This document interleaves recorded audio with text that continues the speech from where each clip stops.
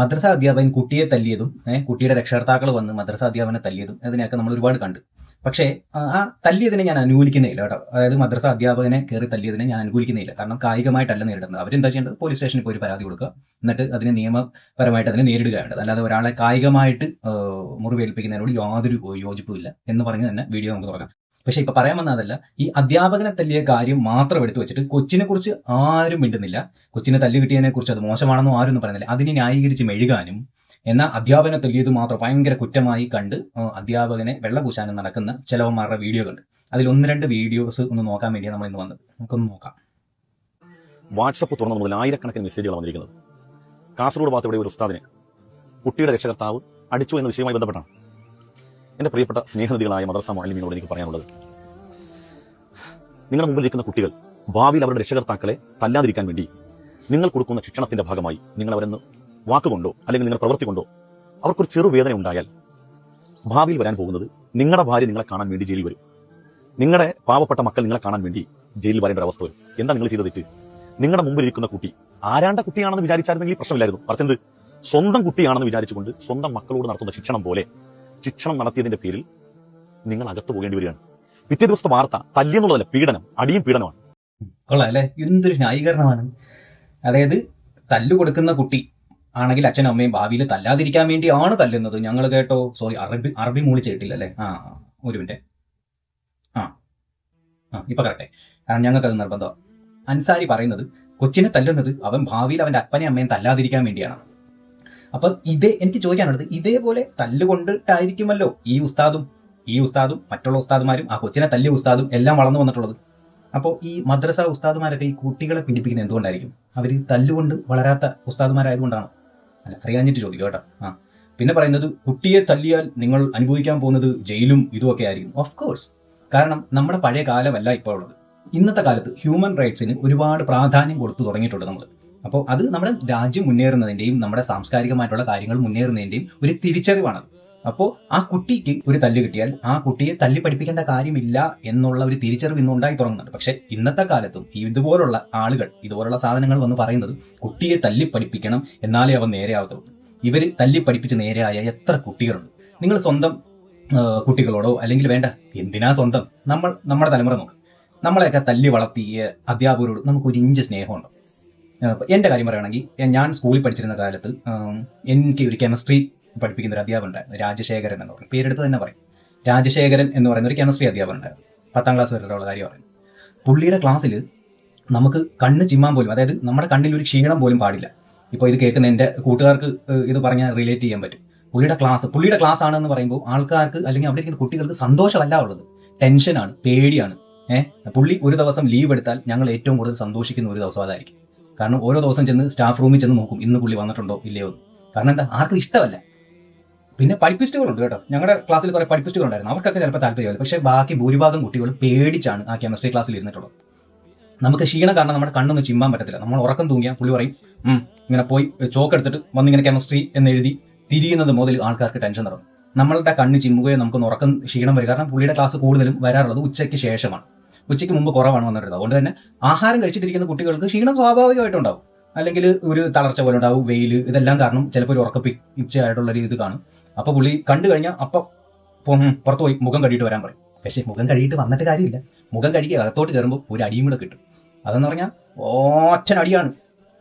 ഞങ്ങളെ പഠിപ്പിച്ചിരുന്ന കൂട്ടത്തിൽ ഏറ്റവും മൃഗീയമായി തല്ലിക്കൊണ്ടിരുന്ന 2 പേര്, ഒന്ന് അവിടുത്തെ ഹെഡ് മാസ്റ്റർ, ഒന്ന് ഈ പുള്ളി വരും. അപ്പോൾ പുള്ളിയുടെ ക്ലാസ്സിൽ എല്ലാവർക്കും പേടിയായിരുന്നു, അല്ലാതെ ഒരു ഇഷ്ടം. ഇന്ന് ഞങ്ങളുടെ ആ സാറുണ്ടല്ലോ എന്ന് പറഞ്ഞ് സന്തോഷിച്ചിരിക്കുന്ന ഒരു അധ്യാപകന്റെ ക്ലാസ് ഞങ്ങൾക്ക് ഉണ്ടായിട്ടില്ല. അതുപോലെ പേടിച്ചാണ് ആ അധ്യാപകന്റെ ക്ലാസ്സിൽ ഞങ്ങൾ ഇരുന്നിട്ടുള്ളത്. പിന്നുള്ളത് ഹെഡ് മാസ്റ്റർ. ഞങ്ങൾ ഹെഡ് മാസ്റ്റർ എന്ന് പറഞ്ഞാൽ സുരേന്ദ്രൻ എന്ന് പറയുന്ന ഒരു പുള്ളിയായിരുന്നു. പുള്ളിയും മൃഗീയമായിട്ട് പിള്ളേരെ തല്ലുമായിരുന്നു. അത് ചെറിയ എന്തെങ്കിലുമൊക്കെ കുഞ്ഞു കാര്യങ്ങളുണ്ടെങ്കിലും വൈകുന്നേരം സ്കൂൾ വിട്ട് കഴിഞ്ഞിട്ടാണ് നോക്കാം. സ്കൂൾ വിട്ട് കഴിഞ്ഞിട്ട് അവിടെ ഇരിക്കും, എന്നിട്ട് പുള്ളിയുടെ ക്ലാസ്സിലിട്ട് തല്ലുമായിരുന്നു. അപ്പൊ പറഞ്ഞു വന്ന് ഇത്രയേ ഉള്ളൂ. ഇതൊക്കെ വലിയ കാര്യമായിട്ട് കാണേണ്ട കാര്യമല്ല. ഇന്നത്തെ കാലത്ത് ഈ തല്ലിയ എല്ലാ അധ്യാപകരെയും ഞാൻ വെറുക്കുന്നു. എനിക്ക് ഇഷ്ടമല്ല അങ്ങനെയുള്ള അധ്യാപകരെ. അങ്ങനെ പറയാൻ കാര്യവും വേറെ ഉണ്ട്. അങ്ങനെ പറയാൻ കാര്യം തന്നെ, ഇതേ അധ്യാപകരുടെ മോഡൽ വെച്ചുകൊണ്ടാണ് ഞാനൊരു അധ്യാപകനായിട്ട് ഒരു ട്യൂട്ടോറിയൽ പഠിപ്പിക്കാൻ പോയപ്പോൾ ഞാൻ പഠിപ്പിച്ചുകൊണ്ടിരുന്ന കുട്ടികളെ ഞാൻ ട്രീറ്റ് ചെയ്തതും ഇതേപോലെയാണ്. അന്ന് എൻ്റെ വിചാരം എന്താ, നമ്മളെ തല്ലി, അതുപോലെ ഇതുപോലെ തല്ലി വേണം കുട്ടികളെ പഠിപ്പിക്കാൻ എന്ന് അന്നൊരു വിചാരം എനിക്കുണ്ടായിരുന്നു. അപ്പോൾ ഞാൻ പഠിപ്പിച്ചിരുന്ന കുട്ടികളെ ഞാൻ തല്ലുമായിരുന്നു.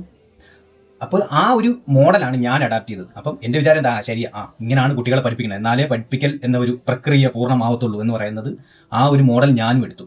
അപ്പോൾ അവരെനിക്ക് കാണിച്ചു തന്ന ഒരു റോങ് മോഡലല്ലേ, ആ മോഡൽ ഞാൻ എടുത്തിട്ട് അത് ഞാൻ പഠിപ്പിച്ചുകൊണ്ടിരുന്ന കുട്ടികളുടെ മേത്തോട്ടും കൂടെ കാണിക്കുമ്പോൾ അവർ എന്നെ വെറുത്തിട്ടുണ്ടാവില്ലേ? എൻ്റെ ക്ലാസ് ഉണ്ട് എന്ന് പറയുന്ന സമയത്ത് അവർ ആഗ്രഹിക്കുമോ, പുള്ളി നിന്ന് വരാതിരുന്നെങ്കിൽ എന്ന് ആഗ്രഹിക്കത്തില്ലേ? ഞാൻ എന്തൊക്കെയാണെന്ന് ആഗ്രഹിച്ചിരുന്നു, ഞാൻ എന്തൊക്കെയാണെന്ന് സഹിച്ചിരുന്നു, അതെല്ലാം അവരും സഹിക്കേണ്ടി വന്നു. അപ്പോൾ എന്നെ വഴിതെറ്റിച്ച് ആരാ? ഈ അധ്യാപകർ തന്നെയാണ്. കുട്ടികളെ തല്ലി വളർത്തുന്നതാണ് ശിക്ഷണം അല്ലെങ്കിൽ അധ്യാപനം എന്ന് ഉദ്ദേശിക്കുന്ന ഏതെങ്കിലും അധ്യാപകർ ഉണ്ടെങ്കിൽ നിങ്ങൾക്ക് തലയ്ക്ക് ഓളമാണ് എന്ന് മാത്രമേ പറയാൻ. ഇനി ബാക്കിയും കൂടെ കേട്ടോ. എന്തിനാണ് നമ്മൾ ഈ പണിക്ക് പോകുന്നത്?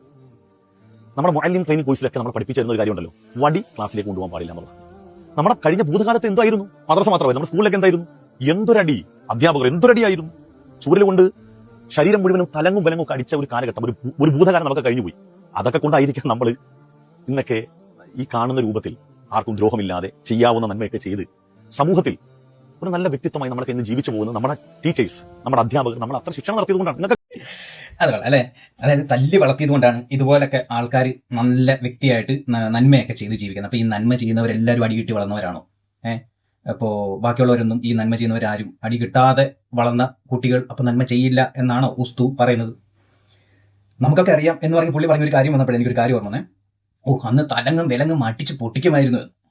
ഇത് ഓർമ്മ വന്നത് എനിക്ക് എൻ്റെ ചേട്ടൻ്റെ കാര്യമാണ്. എൻ്റെ ചേട്ടൻ ട്യൂട്ടോറിയൽ പഠിച്ചുകൊണ്ടിരുന്ന സമയത്ത് അവരെ പഠിപ്പിച്ചിരുന്ന ഒരു സാറ് 2 പേരെ മുട്ടിന് താഴെയാണ് എന്നേ ഉള്ളൂ കേട്ടോ. ഇപ്പോൾ ചില സാറന്മാരൊക്കെ തലങ്ങും വിലങ്ങും കൈ കിട്ടുന്ന സ്ഥലത്ത് എല്ലാം അടിക്കാറുണ്ടെന്ന് കേട്ടിട്ടുണ്ട് കുറച്ച് നാൾ മുമ്പ്. ഇന്ന് അപ്പം ചേട്ടന് അടി കിട്ടി. 3-4 ദിവസം അവൻ അത് വെച്ചോണ്ടിരുന്നു. എന്നിട്ട് ഇതുകൊണ്ട് ഈ വിരലിന്റെ വണ്ണത്തിൽ അകത്തോട്ട് ഒരു കുഴിവ്, 3 അടി കിട്ടിയത്, 3 പാടും. 3 അല്ല കിട്ടിയത്, ഈ 3 വര കാലയിൽ വീണിട്ട് ആ അടി കിട്ടിയ സ്ഥലത്ത് തന്നെയാണ് പിന്നെ അടി കിട്ടിയത്. ഞാനും എൻ്റെ അമ്മയും കൂടെ അവനെ കുറേ ദിവസം വെച്ചോണ്ടിരുന്നിട്ട് പഴുത്തിട്ട് മണം വന്നു തുടങ്ങുമ്പോൾ ഇവന്റെ ഇത് കാലയിൽ പാൻറ് ഒട്ടുമെന്ന് കണ്ടപ്പോഴാണ് അമ്മ ഇത് കാണുന്നത്. ഇവൻ അത്രയും നാളും വെച്ചോണ്ടിരുന്നു. എന്തിനാ അടി കിട്ടിയെന്ന് പറഞ്ഞാൽ വീട്ടിൽ നിന്ന് അടി കിട്ടുമായിരുന്നു. അപ്പൊ അതുകൊണ്ട് വെച്ചോണ്ടിരുന്നുകൊണ്ട് അവസാനം ഇത് പിടിക്കപ്പെട്ടു. കൊണ്ട് ആശുപത്രി കാണിച്ചപ്പം ആദ്യമേ ആ ഡോക്ടർ എന്നോട് ചോദിച്ചത് ആരാണ് ഈ ക്രൂരത ചെയ്തതെന്ന്. പിന്നെ അന്നത്തെ തലമുറയിലെ മാതാപിതാക്കളുടെ കാര്യം അറിയില്ല. അമ്മ എന്നിട്ട് വലിയ ചൂടാവുമൊന്നുമില്ല, കരഞ്ഞു പറഞ്ഞ് ഇങ്ങനൊക്കെ ചെയ്യാൻ പാടില്ലായിരുന്നു കേട്ടോ എന്ന് പറഞ്ഞ് ഒരു ചെറിയൊരു രീതിയിൽ പറഞ്ഞിട്ട് ഇങ്ങനെ പോരുകയും ചെയ്തു. ആ കാലിന്റെ മുറിവ് ഇന്നും അവന്റെ കാലിലുണ്ട്. 3 പാട്. എനിക്കിപ്പോഴും ഓർമ്മയുണ്ട്, വലത്തെ കാലം കണ്ട 3 പാട് ഇന്നും ഉണ്ട്. ആ മുറിവിന് വേണ്ടി ഞങ്ങൾ 4 മാസത്തിന് മേലെ മരുന്ന് വെപ്പിച്ച്. അത്രയ്ക്കുണ്ടായിരുന്നു ആ മരുന്ന്. ഇന്നത്തെ കാലത്താണെങ്കിൽ എന്ത് സംഭവിക്കുമായിരുന്നു? ആ അധ്യാപകൻ ഇപ്പൊ ഇതുപോലെ ചിലപ്പോൾ മേടിക്കേണ്ടി വന്നേനെ, ഓക്കെ, എന്നാലും ഒരു പരാതിയെങ്കിലും കൊടുക്കത്തില്ലായിരുന്നു. അപ്പോൾ ഇത് പറഞ്ഞപ്പോൾ എനിക്ക് അതാ ഓർമ്മ വന്നത്. ബാക്കി നോക്കാം. നന്നായിട്ട് അടിച്ചിട്ടുണ്ട്. ഇന്ന് അത്രയും അടി വേണ്ട. മുമ്പിലിരിക്കുന്ന കുട്ടിയോട് വാക്കിൽ സ്നേഹത്തിൻ്റെതല്ലാത്തൊരു ഭാഷ ഉപയോഗിച്ച് കഴിഞ്ഞാൽ വീട്ടിൽ പോയി പറയും. സ്നേഹത്തിൻ്റെതല്ലാത്തൊരു വാക്ക്, ഒരു വഴക്ക്, നമ്മൾ പറയത്തില്ല, ഒരു വഴക്ക് വാക്ക് എന്ന് പറഞ്ഞാൽ പോലും അവരെന്ത് വീട്ടിൽ പോയി പറയും. അവർ രക്ഷകർത്താക്കൾ നേരെ വരും, കോടതി പിടിക്കും, അല്ലെങ്കിൽ ചീത്ത പറയും, അല്ലെങ്കിൽ കമ്മിറ്റിക്കാരോട് പറഞ്ഞിട്ട് അവനെ പുറത്താക്കാൻ പറയും. ഇന്നത്തെ യുഗം അതാണെന്ന് മനസ്സിലാക്കിക്കൊണ്ട് നമ്മൾ ഇഖ്ലാസോടുകൂടി പഠിപ്പിക്കുക എന്നുള്ളതാണ്. നമുക്ക് എങ്ങനെയാണ് ഒരു കുട്ടിയെ പഠിപ്പിക്കേണ്ടതെന്നുള്ള ടിപ്സൊക്കെ മുഅല്ലിം ട്രെയിനിങ് കോഴ്സൊക്കെ പഠിപ്പിച്ചിരുന്നുണ്ട്. അത് പ്രയോഗിക്കുക. നന്നാവുന്നെങ്കിൽ നന്നാവട്ടെ, അല്ലെങ്കിൽ അവന്റെ വിധി അതാണെന്ന് മനസ്സിലാക്കുക. അല്ലാതെ നിങ്ങൾ ഈ ആത്മാർത്ഥ എല്ലാം കൂടെ ആത്മാർത്ഥത കാണിക്കുന്നതുകൊണ്ടാണ് വടിയെടുത്ത് അടിക്കുന്നതെന്ന്. എന്താ ആത്മാർത്ഥത? പഠിപ്പിക്കുന്ന അധ്യാപകനോട് കുട്ടിക്ക് ഒരു സ്നേഹം ഉണ്ടായിരിക്കണം. അയാൾ പറയുന്നത് അവന് മനസ്സിലാവണം. അല്ലെങ്കിൽ അവന് എന്തെങ്കിലും മനസ്സിലാവുന്നില്ലെങ്കിൽ ധൈര്യപൂർവ്വം അയാളോട് ചോദിച്ച് മനസ്സിലാക്കാനും, അവനത് മനസ്സിലാവുന്നില്ല എന്ന് കണ്ടാൽ അവന് സ്പെഷ്യലായിട്ട് ഒറ്റയ്ക്കെടുത്ത് പറഞ്ഞു കൊടുക്കാനോ എന്തെങ്കിലുമൊക്കെ ഒരു അധ്യാപകന് കഴിയണം. അതാണ് ആത്മാർത്ഥത എന്ന് പറയുന്നത്. അല്ലാതെ ഒരുത്തനെ അടിച്ച് തല്ലി പഴിപ്പിച്ച് അവനെ കുളവാക്കിയിട്ട് അവൻ നിങ്ങളെ വെറുത്തിട്ട് അവനൊരു പരമാവധി ചിലപ്പോൾ കോപ്പി അടിച്ചോ അല്ലെങ്കിൽ അവനൊരു പാസ് മാർക്ക് മേടിച്ച് അവനെങ്കിലും ചിലപ്പോൾ അവൻ തലയൂരി പോവായിരിക്കും. പക്ഷേ അതാണോ അധ്യാപനം? അതുകൊണ്ട് അവന് ഭാവിയിൽ എന്തെങ്കിലും പ്രയോജനം ഉണ്ടാവും? ഒരു പ്രയോജനം ഉണ്ടാവാൻ പറ്റത്തില്ല. ഇവൻ ഈ അൻസാരിയെ പോലുള്ള ആൾക്കാരുടെ പറച്ചിൽ വെച്ചിട്ട് തല്ലുന്നതാണ് ഒരു അധ്യാപകന്റെ ആത്മാർത്ഥത കേട്ടോ. പിന്നെ വന്ന് പരാതി പറഞ്ഞാൽ അവരപ്പം തന്നെ കൊണ്ട് കേസ് കൊടുക്കുന്നു. ഈ കേസിന്റെ കാര്യം ആരായി പറയുന്നത്? മദ്രസ ഉസ്താദുമാര് ദിവസം പണ്ടൊക്കെ ആഴ്ചയിലുണ്ടായിരുന്നു. ഇപ്പം നിങ്ങൾ ദിവസം എടുത്ത് നോക്കൂ. ഫോണിലും ഗൂഗിൾ നിങ്ങൾ വേണം എടുത്ത് ചുമ്മാ മദ്രസ അധ്യാപനം കഴിച്ചു നോക്ക്. ഓരോ ദിവസവും മിനിമം 2 കേസ് വെച്ചെങ്കിലും വരുന്നില്ലേ? പണ്ട് മാസത്തിൽ 1 അല്ലെങ്കിൽ 2, 3, 4 എന്നായിരുന്നു. അത് ആഴ്ചകളായി, ഇപ്പൊ ദിവസങ്ങളായി. 1-2 ദിവസം കൂടിയിരിക്കുമ്പോൾ കേസ് വരുക. നിങ്ങൾ ഈയിടെ നടന്ന പറഞ്ഞാൽ കണ്ടല്ലോ, ഒരു മദ്രസ അധ്യാപകൻ 9 കുട്ടികളെ, അത് 9 ആൺകുട്ടികളെ പീഡിപ്പിച്ചിട്ട് മുങ്ങിക്കളങ്ങി അവസാനം പിടിക്കൊക്കെ പെടും. ഈ അൻസാരിയെ പോലുള്ള ഈ ഇതുങ്ങൾ ഒരു വാർത്ത ഇവർക്കെതിരെ മിണ്ടത്തില്ല. എന്നാൽ ഒരു അധ്യാപകൻ അടി കിട്ടിക്കഴിഞ്ഞ് പൊക്കിക്കൊണ്ട് വരുവാണ്. ഇതാണ് ഇവരുടെയൊക്കെ ഇരട്ടത്താപ്പ് എന്ന് പറയുന്നത്. മദ്രസകളിൽ കുട്ടികൾ പീഡിപ്പിക്കപ്പെടുന്നു എന്ന് പറയാൻ തുടങ്ങിയിട്ട് കാലങ്ങൾ ഏറെയായി. എന്നാൽ അതിനു വേണ്ടിയുള്ള എന്തെങ്കിലും റെഗുലേഷൻസ് കൊണ്ടുവരിക, CCTV വെക്കുക, അല്ലെങ്കിൽ പിന്നെ ഇത് മറച്ചു പിടിക്കാൻ വേണ്ടി അധ്യാപകരും വീട്ടിലെ വിദ്യാർത്ഥികൾ, ദീനികളായ വിദ്യാർത്ഥികൾ ഇതിനു വേണ്ടി ദീനികളായ വിദ്യാർത്ഥികളല്ല, ദീനികളായ മാതാപിതാക്കൾ ഈ കുട്ടികൾ തുറയോ അത് പോട്ടെ മനെ, അത് നീ നന്നാവാൻ വേണ്ടിയല്ലേ എന്ന രീതിയിൽ അങ്ങ് പറഞ്ഞു വിടും. പക്ഷെ വേറെ എന്തൊക്കെ കറാമ്പറപ്പ് ഇവന്മാരൊക്കെ കാണിച്ചിട്ടുണ്ട് എന്ന് ആ കുട്ടിയോട് ഒറ്റയ്ക്കിരുത്തി ഒന്ന് മാറ്റി ചോദിച്ച് സൗമ്യമായിട്ട് ചോദിച്ചാൽ ആ കുട്ടി തുറന്നു പറയും. അങ്ങനത്തെ പരിപാടിയൊന്നും നമുക്ക് അറിയത്തില്ല, വീട്ടുകാർക്കും അറിയത്തില്ല. ഇതിന് പകുതി വളം വെച്ച് കൊടുക്കുന്നവരുടെ വീട്ടുകാർ തന്നെയാണ് ഓർമ്മ വേണം. സോ അങ്ങനെയുള്ള അധ്യാപകരെ കുറിച്ച് കാമാന്ന് നിങ്ങൾ അവന്റെ അൻസാരിയുടെ പേജ് എടുത്ത് നോക്ക്, കാമാന്ന് ഒരു അക്ഷരം മിണ്ടിയിട്ടില്ല. മദ്രസ പീഡനത്തെ കുറിച്ച് മിണ്ടത്തില്ല. കാരണം അത് നമ്മുടെ ദീനിന്റെ ആൾക്കാർ ചെയ്യുന്നതാണ്. കാണിച്ചിട്ട് നിങ്ങൾ വടിയൊക്കെ എടുത്ത് അടിച്ച് നിങ്ങൾ പഠിപ്പിക്കാൻ ശ്രമിക്കുമ്പോൾ നിങ്ങൾ അകത്ത് പോവാണ്. നിങ്ങളുടെ ഭാര്യക്ക് നിങ്ങൾ ഇല്ലാതായി പോവാണ്. നിങ്ങളുടെ മക്കൾക്ക് പുറത്തേക്ക് ഇറങ്ങാൻ അപമാനഭാരം കൊണ്ട് എന്താ വാർത്ത വരുന്നറിയോ? ഇന്നാട് പീഡിപ്പിച്ചു. സത്യത്തിൽ എന്താ സംഭവിച്ചത്? നിങ്ങൾ അടിച്ചതാണ്, വടിയെടുത്ത് നിങ്ങൾ വടിയെടുത്ത് അടിച്ചതാണ്. പോക്സോ ആയി. എന്തിനാണ് ഈ പണി? ഇതാണ് ഞാൻ കുറച്ചു മുമ്പ് പറഞ്ഞത്. മദ്രസാ പീഡനങ്ങളെ ന്യായീകരിക്കുന്നു. അതായത് ഇപ്പുറത്ത് പുട്ടിയിട്ട് നോക്കുക. പുള്ളിക്ക് അത് പബ്ലിക്കായിട്ട് പറയാൻ വയ്യ അത് പീഡനമാണ്, പോക്സോ കേസാണെന്നോ അല്ലെങ്കിൽ മദ്രസാ പീഡനമാണെന്ന് പുള്ളിക്ക് പറയാൻ ചമ്മലുണ്ട്. അല്ലെങ്കിൽ പുള്ളിയുടെ ദീനിന് എതിരായിട്ട് പറയേണ്ട ഒരു കാര്യമായതുകൊണ്ട് പുള്ളി ഇത് പറയുന്നില്ല. എന്ന് പറഞ്ഞാൽ അടിച്ചത് കൊണ്ട് കുട്ടി ചെന്ന് പോക്സോ കേസ് കൊടുക്കുന്നതാണ്. അപ്പൊ ഈ ബാക്കി ശാരീരികമായിട്ടും മാനസികമായിട്ടൊക്കെ ഉപദ്രവിച്ച കാര്യങ്ങളൊന്നും അണ്ണം കേട്ടിട്ടേ ഇല്ല, ഇതുവരെ കണ്ടിട്ടേ ഇല്ല കേട്ടോ. അപ്പൊ പുള്ളിക്ക് കണ്ണിൽ മഞ്ഞളിപ്പ മറ്റേ ടോർച്ചൊക്കെ അടിച്ചു കിട്ടുന്നു, എനിക്ക് കണ്ണിന് പ്രശ്നമുണ്ടെന്ന് തോന്നുന്നു എന്ന് പുള്ളി ഇതിലൊന്നും നോക്കത്തില്ല. കാരണം പുള്ളിക്ക് കണ്ണ് കാണത്തില്ല. അതുകൊണ്ട് പോക്സോ കേസ് കൊടുക്കുന്നതിൽ അടിച്ചതാ കേട്ടോ. അവിടെ വെളുപ്പിച്ചെന്താ മദ്രസാ പീഡനങ്ങൾ വെളുപ്പിക്കുക. വളരെ സ്നേഹത്തോട് ഹൃദയത്തിന്റെ അടിത്തട്ടിൽ നിന്നുകൊണ്ട് ഞാൻ പറയാണ്, ദയവ് ചെയ്ത് വടി ഒഴിവാക്ക്, പഠിപ്പിക്ക്, വേണമെങ്കിൽ പഠിപ്പിക്ക്. അവർക്കില്ലാത്ത ഒരു അതിരറ്റ ആവേശം നമുക്ക് എന്തിനാണ്? നിങ്ങൾ പഠിപ്പിക്കുന്ന കുട്ടികൾ ആരെങ്കിലും ആ പഴയ കാലത്തൊക്കെ മദ്രസയിൽ ഇശാ മഗ്‌രിബിന്റെ ഇടയ്ക്കൊക്കെ ഇരുന്ന് പഠിക്കുന്നു പോകുന്ന പോലെ ഏതെങ്കിലും വീട്ടിലുണ്ടാ? ഇത് ഇവിടുന്ന് ഒരു 2 മിനിറ്റ് തുറന്നാൽ പിന്നെ ഇത് തുറക്കലേ ഇല്ല. ഇതൊക്കെയാണ് അവർ രക്ഷകർത്താക്കൾക്ക് പോലും താല്പര്യമില്ല. പ്രോഗ്രസ് കാർഡ് എത്ര പേര് കണ്ടിട്ടുണ്ടെന്ന് ചോദിച്ചു നോക്കി.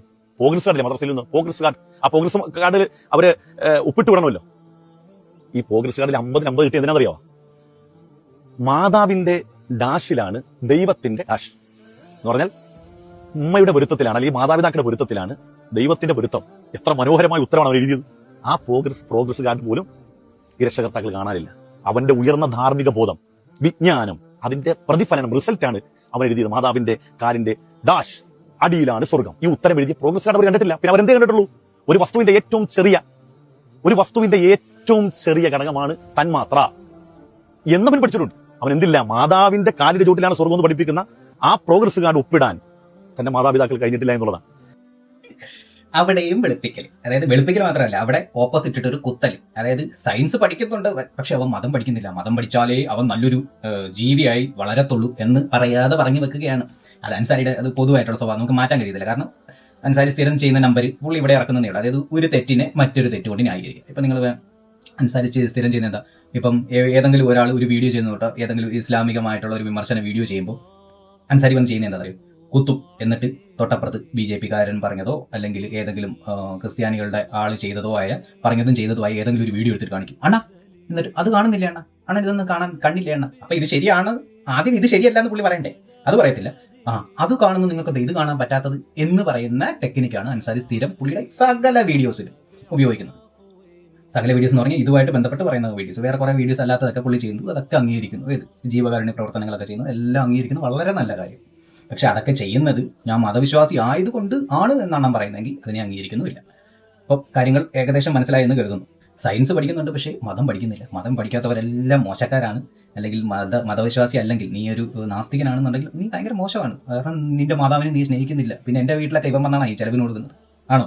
അല്ലെ എൻ്റെ അല്ലെങ്കിൽ നീ കണ്ടുകൊണ്ടിരിക്കുന്ന പലരുടെയും നിങ്ങൾ നിങ്ങളുടെ അച്ഛനമ്മയെ സ്നേഹിക്കുന്നൊന്നുമില്ലേ?